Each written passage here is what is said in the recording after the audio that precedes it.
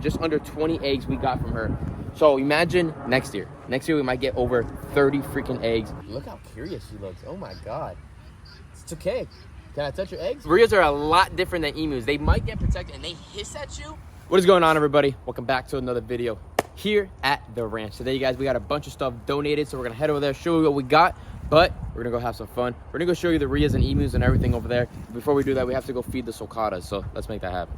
So we got a lot of stuff right here, all different kinds of different types of fruits and things. This is pretty much what we use for about a week or so for the cassowaries, for a little bit for deer, for the aviary and all that stuff. It's fresh, nice, good fruit. It's fresh as long as you put it away quickly. If you don't put it away quickly, and obviously in the sun, it cooks really, really fast. Over here, we have a very, very big mix of stuff. We're just gonna give this to the sulcatas, and I know a lot of people are gonna be like, this is not good stuff for them whatsoever. There's a lot of greens in here actually, but what we're gonna do is throw a lot of the cantaloupe and the fruits and stuff over to moors, the Rheas, and emus. So we're gonna do that, and then the sulcatas will have the rest. We give them fruits and vegetables like this very, very rarely, maybe once every 2 weeks, and that's just a treat for them. Nothing too crazy, and because it's such a large herd of sulcatas, it's not gonna hurt them whatsoever, and they're adults already, so they're good. Their main diet though is mostly hay and just greens.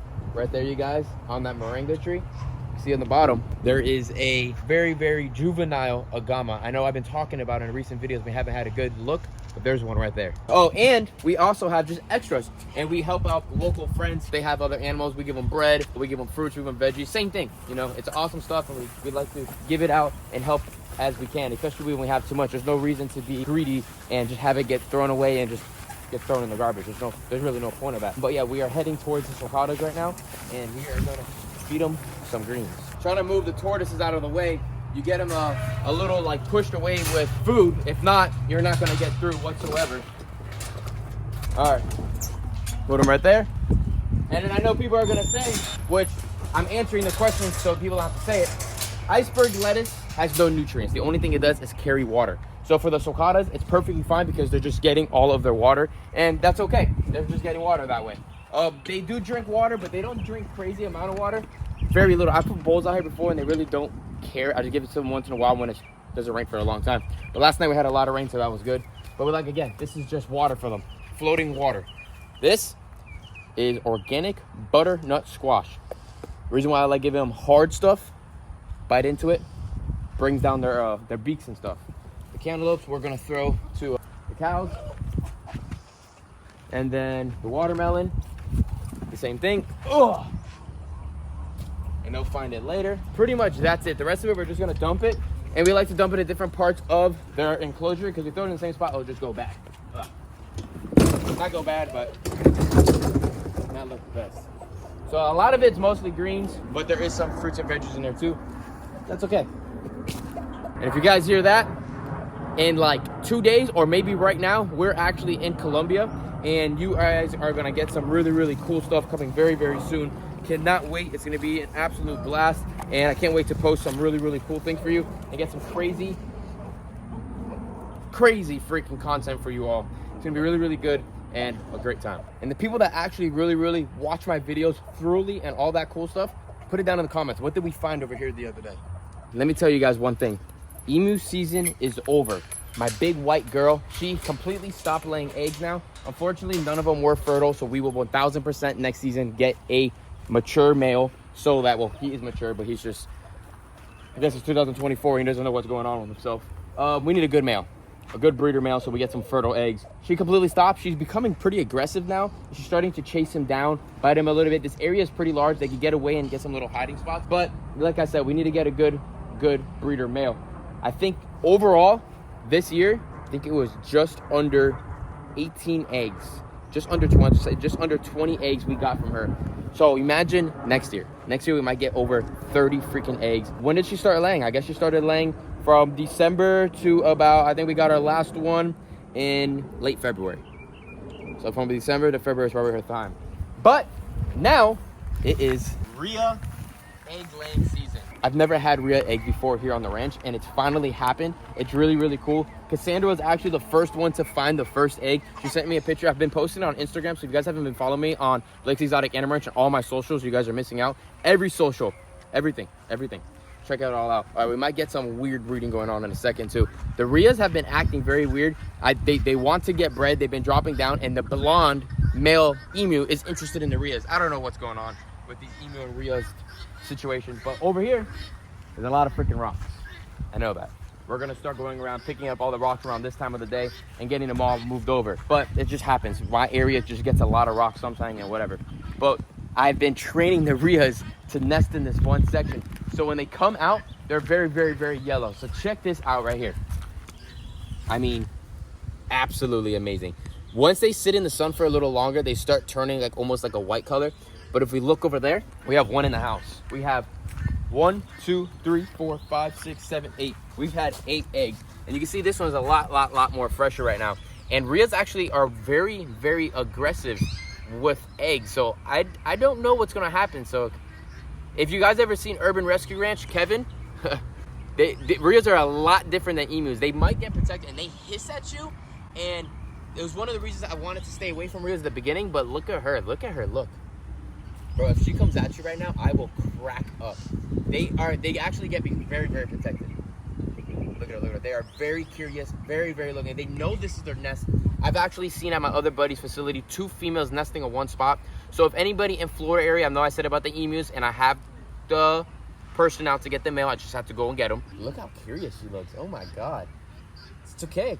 Can I touch your eggs? Crazy. So cool. If anybody in a Florida area has a male Rhea that they're looking to get rid of, it could be a blonde or a white. It doesn't really matter to me because it's going to throw both colors. Definitely would like to get one male over here with these 2 females. I'm very, very, very, very, very, very sure it should be 2 females. I've been seeing them just about going every other day.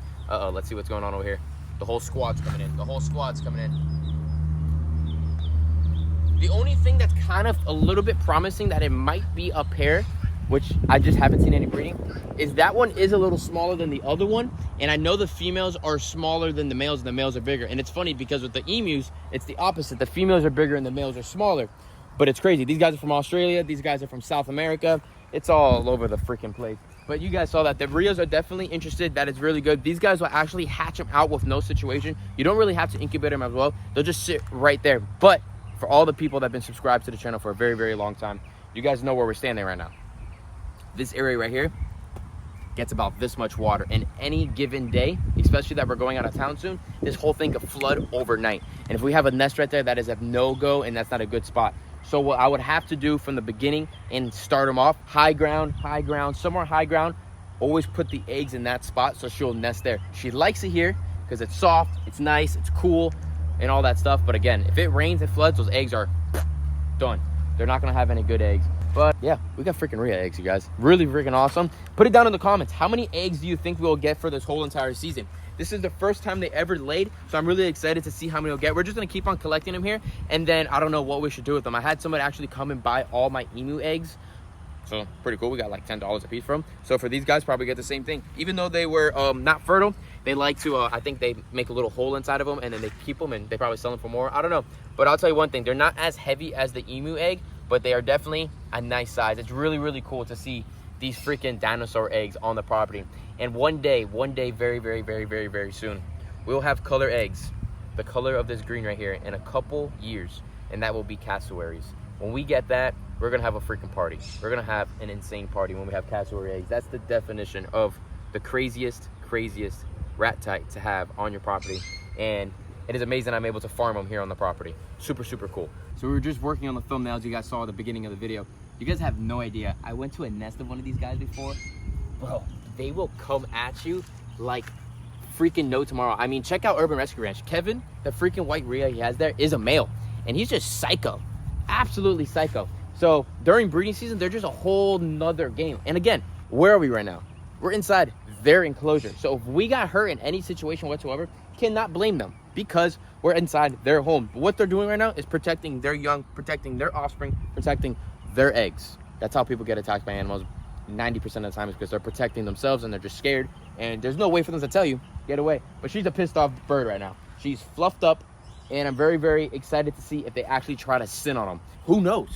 Who the freak knows? You imagine if they're fertile. I'm gonna let it sit here. I don't know the exact dates on how long it takes for them to sit, but fingers crossed. It could be possible. Maybe she's one of those type of bird reptile things that just come fertile. You know, that happens. I forget the name of that exactly, but that happens. If you guys know what I'm talking about, put it down in the comments. But yeah, the white emu is acting crazy recently. Look at her, look at her, look at her. Listen. She is one loud drummer right now. The emus don't scare me. They can be aggressive too. I mean, it's a big bird. If that kicks you right now, they're known to kill a dog without a problem. Benny's over here like, screw the freaking hay. Moors wants the hay. Benny's like, I want these freaking cantaloupes right now. These cantaloupes are tasty. And he is munching away. Look at him. Benny boy. Come here. Benny boy. Hey. Want some cantaloupe? Nope. You already ate everything. Look at that freaking face. Oh my goodness. Is that tasty or what? Here you go. Nice refreshing cantaloupe juice. Look at those teeth bite into that thing. You don't want a donkey to bite you either, I'll tell you that. They do not feel good. The Rhea's gonna come over here. Look at the Rhea's will eat it up too. Look, eating watermelon. Bloop, bloop.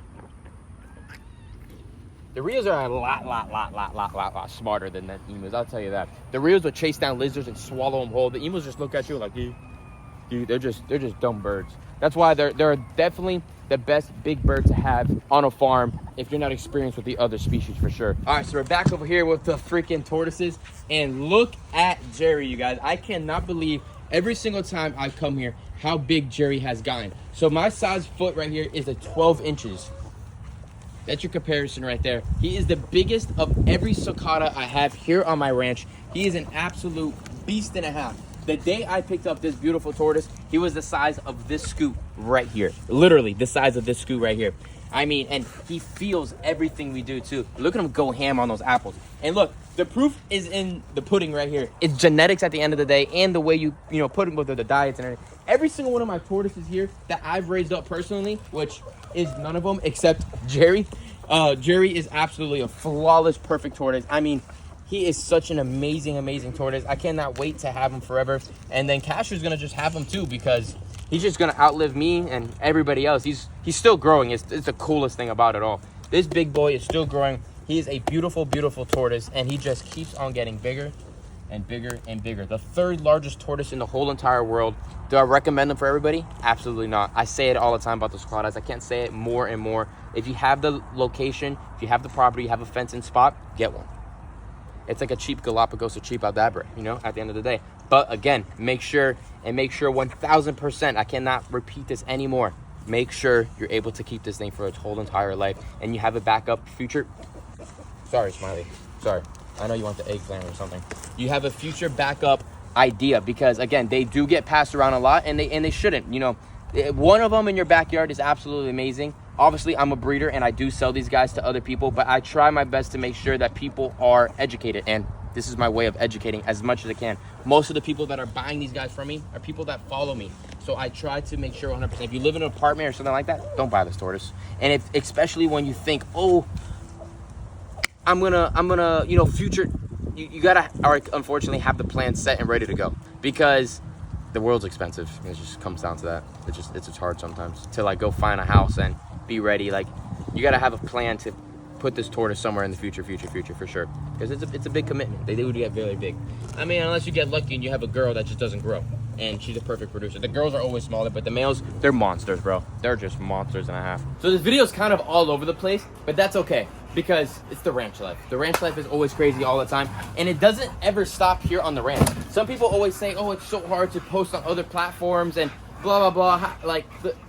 Do it. Don't put an excuse. I run a whole entire ranch here. My mom helps me a lot. My sister helps me a lot. Kenya and Cash help me a lot. But I do 80% on this whole entire property. And then on top of that, we're always doing, so I'm posting on all the platforms this year, guys. We are not stopping. We are grinding this year. And make sure, if you guys have not done so already, go follow me on Kick. I want you guys to all go follow me on Kick on the live streaming platform. Another thing I want to tell you guys, always asking about the dogs.